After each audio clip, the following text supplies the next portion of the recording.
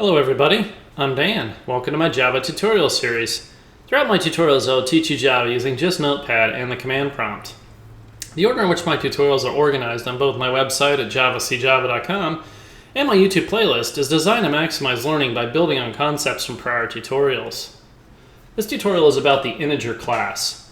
I'm going to open up my web browser to my website, javacjava.com. Select begin, scroll all the way down here to the integer class. The integer class is a wrapper class that wraps a value of a primitive int data type into an object. I highly recommend watching both my primitive wrappers class tutorial and my Autoboxing tutorial before continuing with this tutorial. You'll need to understand certain concepts from both of them in order to fully comprehend the material in this tutorial. It is important to note that the integer class is immutable. So let's talk about the fields, or in other words, the constants in this class. So the integer class contains a total of 5 class variables that are essentially constants: bytes, max value, min value, size, and type. I will show examples of how to access these members, but type is beyond the scope of this tutorial series thus far, so no go on that one. Constructors. The integer class does not have a no argument constructor. Now that's part of being immutable. You can't have a no argument constructor if you have an immutable class. The class has 2 public constructors. One that takes an primitive int value, and the other one that takes a string object value. Methods. So the integer class has over 3 dozen methods, so I won't list all of them here. I will demonstrate how to use some of the methods in the example code. Now a few of the methods will require their own separate tutorials. So let's come down here. What I'm going to do is I'm going to right click, hold my left click, hold down my mouse button.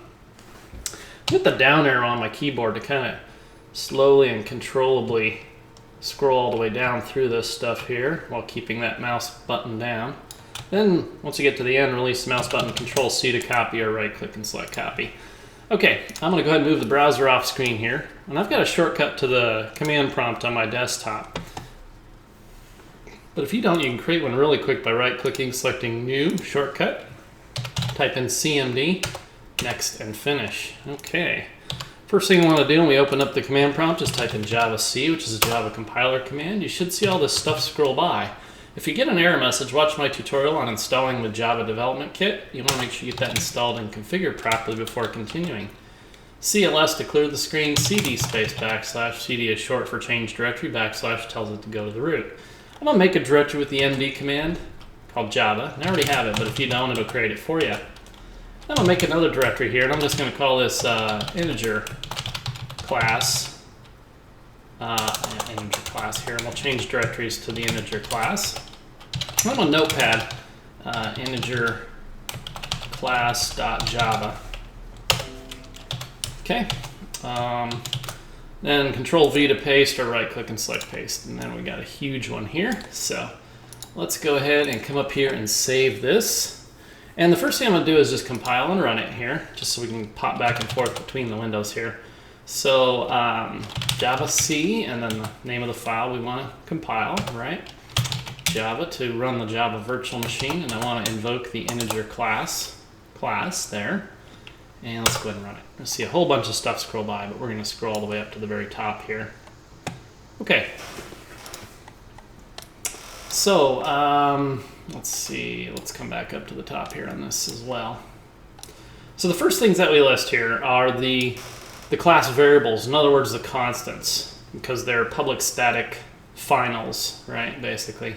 And so the first one basically is the integer.bytes. Right? And because they're static, we can directly call them like this. So number of bytes in an int. Well, there's 4 bytes in an int, right? And as you know, there's 8 bits in a byte. So the number of bits in an int is represented by integer.size, which should be 32. Math is right on that. Okay. The maximum value of an int, right? We could specify that by using that, directly accessing that constant, max value. Right, and then the min value right here is the minimum value of an int. Okay, now the constructors here.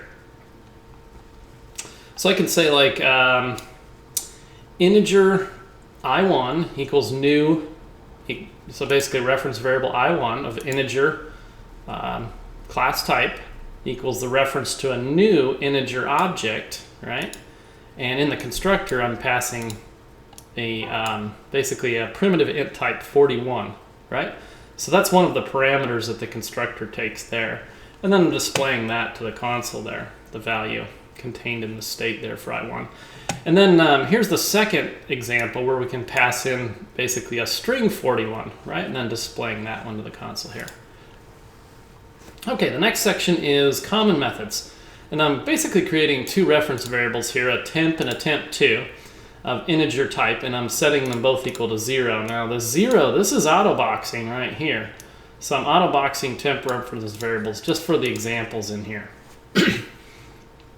Okay, so now the first one is this particular method here, bytevalue, which returns back a byte type. So returns the value as a byte and may lose data if outside of byte bounds, right? So the first thing I'm doing is temp, just setting that equal to 41. Now remember, because it's an object, it's being autoboxed when it assigns the value to the temp object, the integer object there, okay? And then I'm saying byte b equals, and then temp dot, and then invoking its byte value there, displaying that out to the console there, right? So down here, I'll move this stuff up here, byte b equals 41. So that turns out pretty good there, right? And then I'm changing temp to 201. Now the byte range there is negative 128 to 127 positive. And so by setting this equal to 201 and then invoking the byte value method on it, we're going to lose data, right? So that is going to be byte b, right? I just put in lost data, negative 55. Who knows why it does what it does in that, but that's what it ended up with after we tried to shove too much into it. Okay, let's talk about the next one, which is a static int compare, right? Anytime we have a static in front of the modifier here, we can directly call it. We don't have to actually like up here, there's no static on here, so I had to, you know, create an integer type to invoke it, right? Basically an instance of it there. Here, down here, we don't have to create an instance on a static method, so we can just basically directly call it using the class.method notation there, right? And so this compares the parameters for equality. So it'll return 0 if basically compare takes two parameters of int type x and y. So it returns 0 if they're equal. If x is less than y, it'll return negative 1. If x is greater than y, it'll return 1. So I just did three little samples here where we're comparing 36 and 36, 30 and 40, and 40 and 30. And here is what we get on that, right? Right up here. 36, 36, 0, 30, 40, negative 1, 40, 30, right? And so I'm going through a lot of these. It might be a little tedious, but it's important to kind of look at these and go, okay, because, you know, it just kind of sticks in your memory. And, you know, later on you're down there and go, oh, yeah, hey, I can compare two different things or something like that, right? You know, or especially if you're taking like the OCA test or the OCP test, you know, getting this stuff embedded in your memory is very important. So that's why I'm going to go through each one of these methods here and do little samples of them here. So now the next method is int compareto. Now you'll notice there's no static keyword on this one here, so we have to actually create an instance and use its reference variable with the dot notation to invoke this one here. So I'm setting temp equal to 35, right? Now you know temp is an integer type from up above, and temp2 is an integer type from up above too as well. And this is autoboxing when I set this like that, right? So basically I'm invoking I'm getting the result back, right, by using temp, and then invoking the compareto method and passing temp2 in, right? So this first one will be comparing 35, 35, 35 and 40, right? And then 35 and 30, okay? So up here on the temp.compareto, temp2, 35, 35, 0, 35, 40, negative 1, 35 and 30, 1. Okay, so that's how that one works there. All right, let's talk about the decode method. The decode method's a pretty popular one there. So this This one is static, so we can call it all on its own there, right? And basically, it will return back an integer object, right?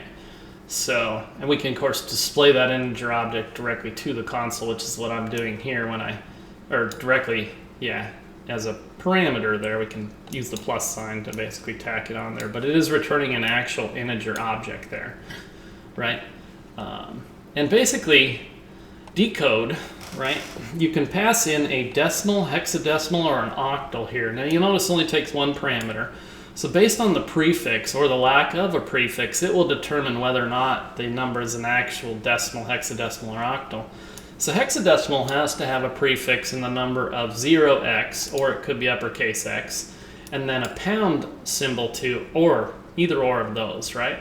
Octal, of course, has to have that leading 0 to flag it that it's octal. So let's go ahead and see what comes out of that there. Right, so integer decode negative 43. That's, of course, decimals. So it's okay, we can go ahead and do that. You can pass in negative values, positive values, whatever you want there on this stuff. So, and then 0xFF, which is 255, or pound FF, 255, basically the hexadecimal conversions on that. And if you're not familiar with hexadecimal, if you're looking at that and going, what on earth is that? I highly recommend you watch my hexadecimal literals tutorial. It'll just clear it right up for you on what that is. Same thing with this octal down here. I have a nice octal literals tutorial, and that'll clear you up why this 0104 equals 68, right? So that's a nice handy little method when converting between various different types of numbers, especially if you're passing in, you know, a string for the parameter there. So, okay. The next one is double value, right? And that simply returns a primitive double from the current object, right? So here I'm setting temp, and we're autoboxing it to equal to 1,000,000, right? So double D equals temp.double value, and then just display that to the console. You can see right over here, D equals, you know, 1,000,000.0 there, right? The next one, Boolean equals, and then passing in an object. I'm going to do a separate tutorial on that one because there's a lot of things I want to go over, especially using the equals versus the double equal operator there, or equality operator. So the next one, float value, that simply returns a primitive float from the current object, right? So autoboxing 1,000,000 into the temp again, and float f equals temp, and then dot float value, right? And so displaying that to the console, right? Float up here is equal to 1,000,000. All right, so the next one is static integer get integer, right? You know what I want to do? I want to put a little space right there. That won't really matter. But that's going to be a separate tutorial in my gotcha episode. So now the next one here is hashcode, right? And hashcode is, I don't know, it's somewhat silly if you ask me for this here, but anyway, so hashcode returns the hashcode for the current integer object, right? Basically it returns the primitive int value represented by this integer object, so that's important to kind of know on that.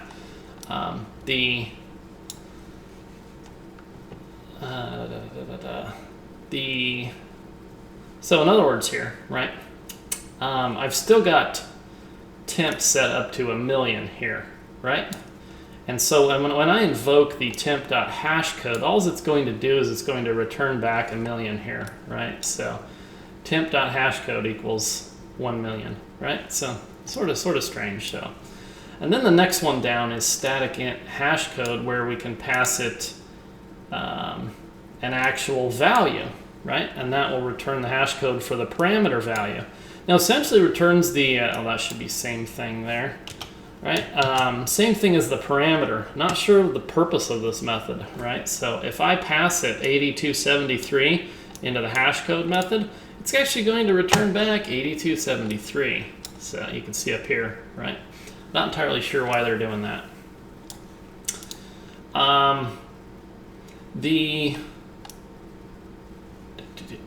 Let's see, where am I at now? Okay, int value simply returns an int primitive value from the current object, right? So int I equals temp.int value. And of course, we know int value for temp is still up right up here equal to 1,000,000, right? And so that's just going to display I equals 1,000,000, right? Which is right out here. Beautiful. Long value returns a long value, long primitive value from the current object, right? Same thing. It's still equal to 1,000,000 on our temp integer object, right? And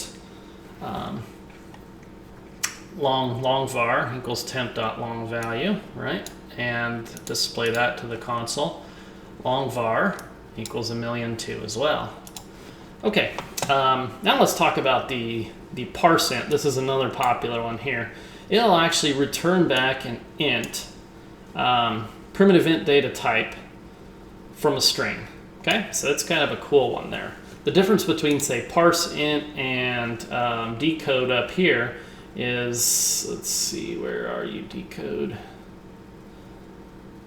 Compare to decode, right?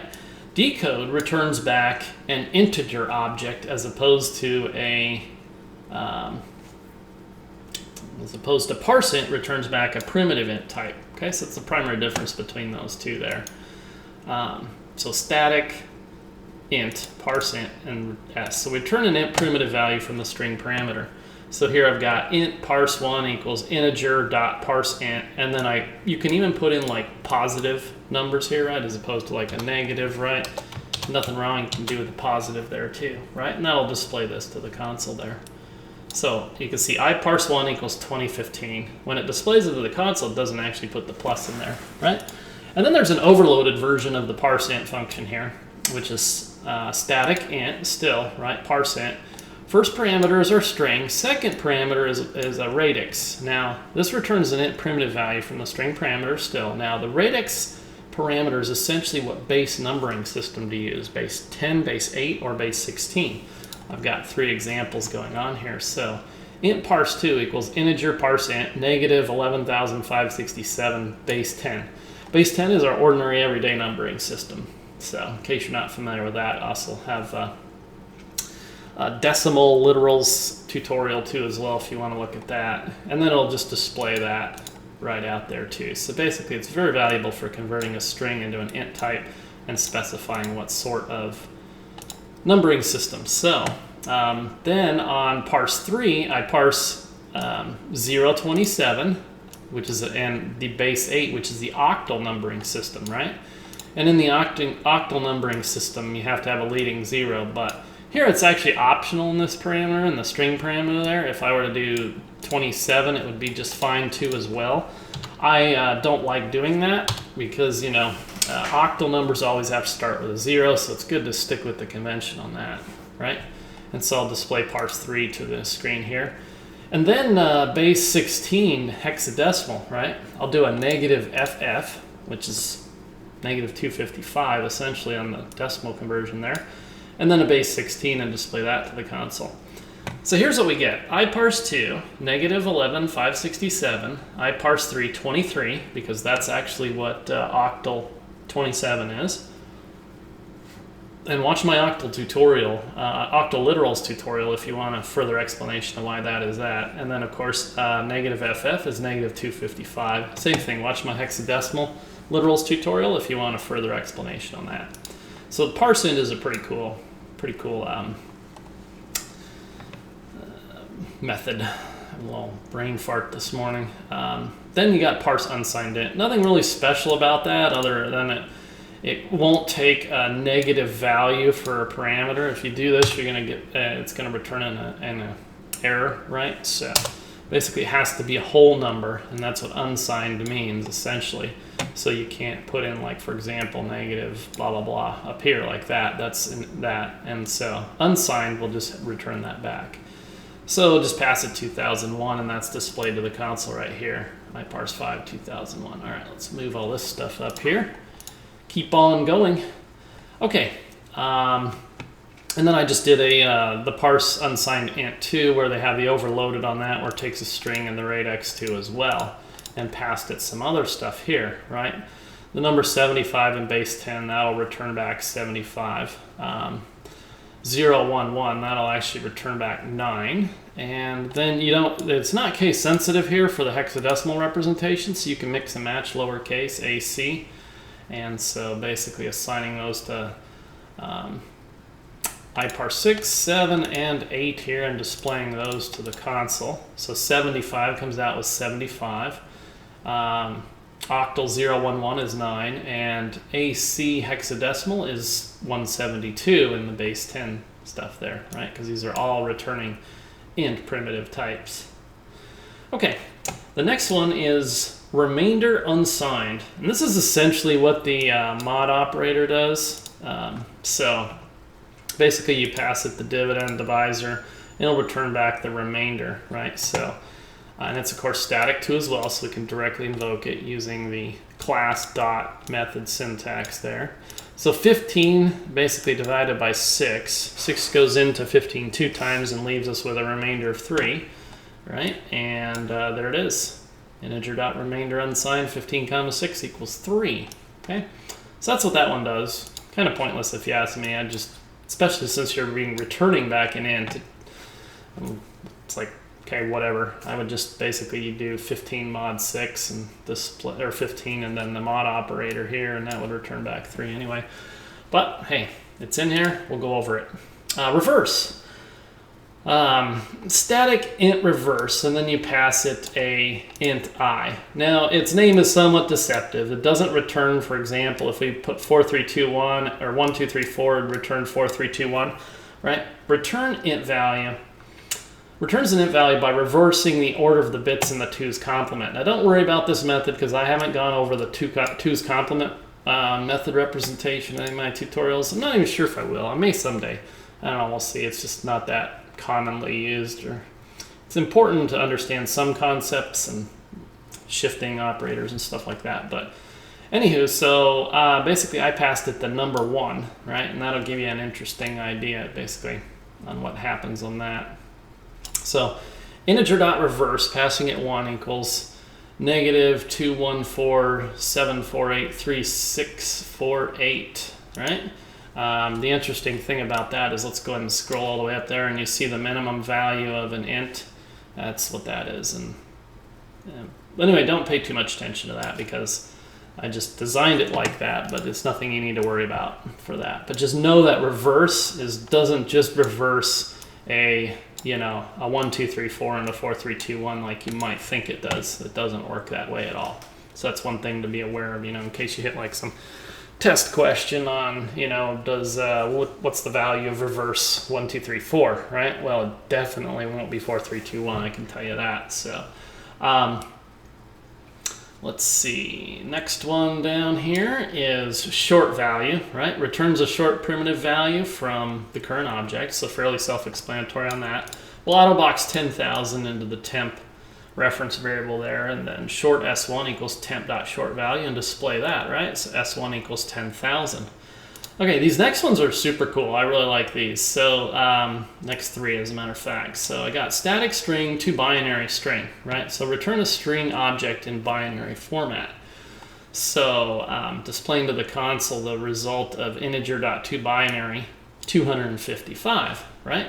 And so that basically 255 is the maximum you can fit in basically an unsigned byte, right? Which is 8 ones, right? So each bit has the number 1 on it right there. So that's why I did that. So then to hex string, right? Calling 255 again, which will return back FF, right?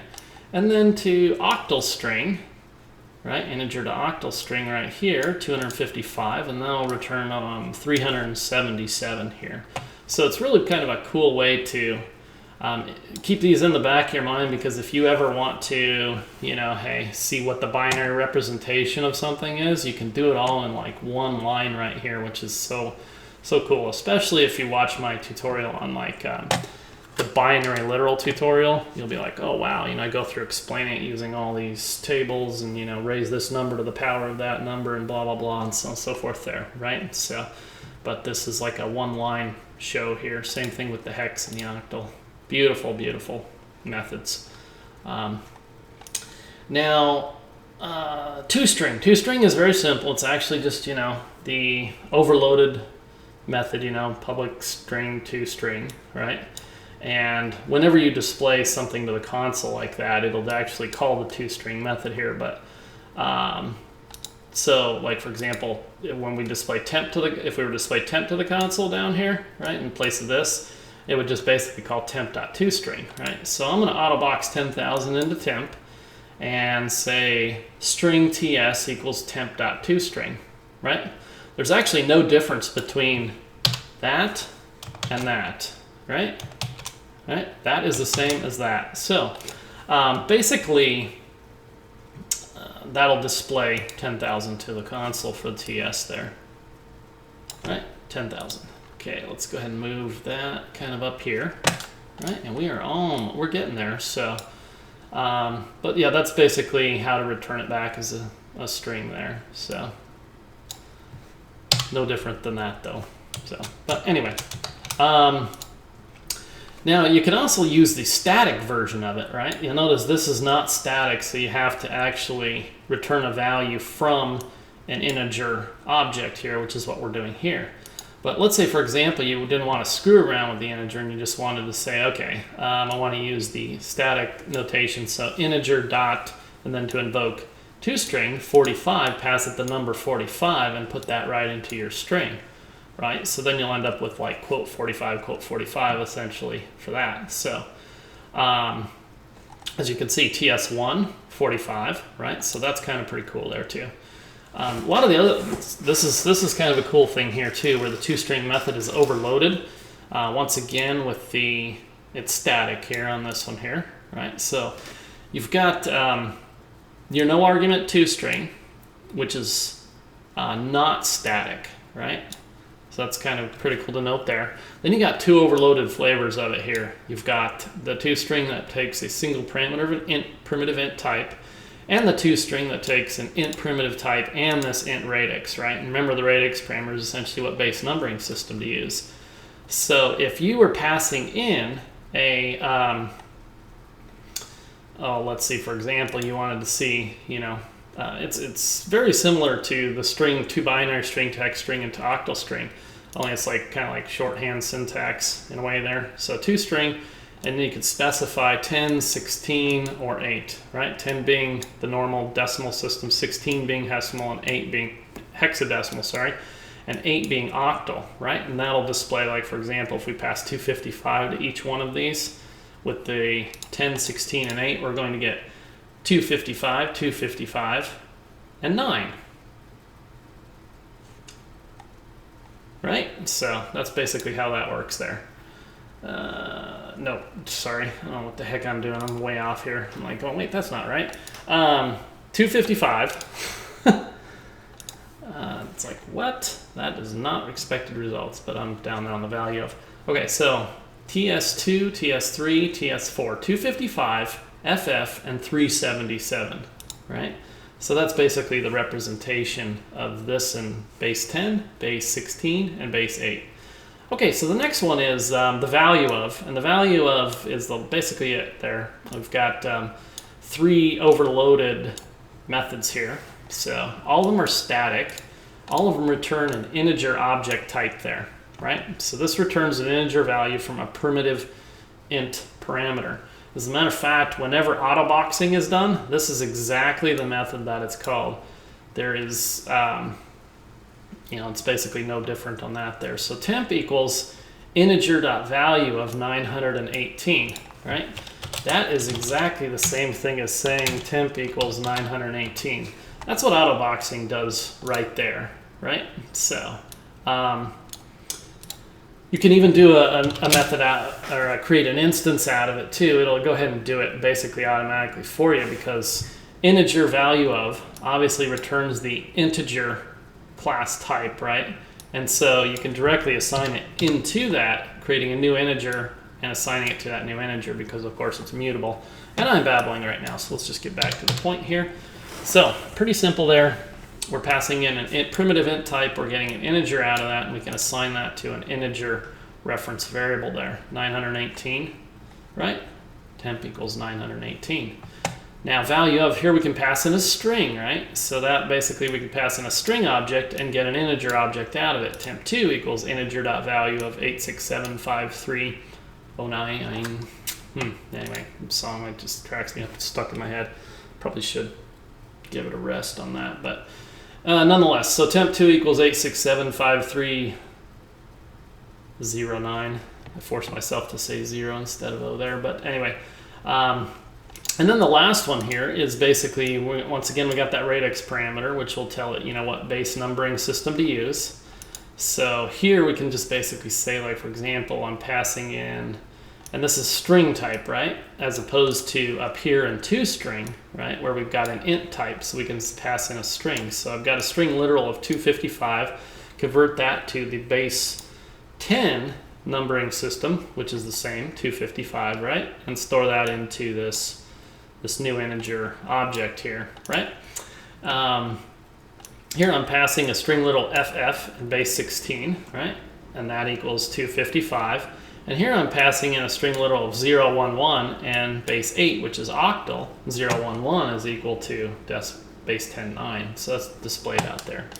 Okay, I'm going to go ahead and close out of this and get this off screen and just leave you with some final thoughts. So the integer wrapper class provides you with the tools to easily convert between objects and primitive types. That concludes this tutorial. Thanks for watching.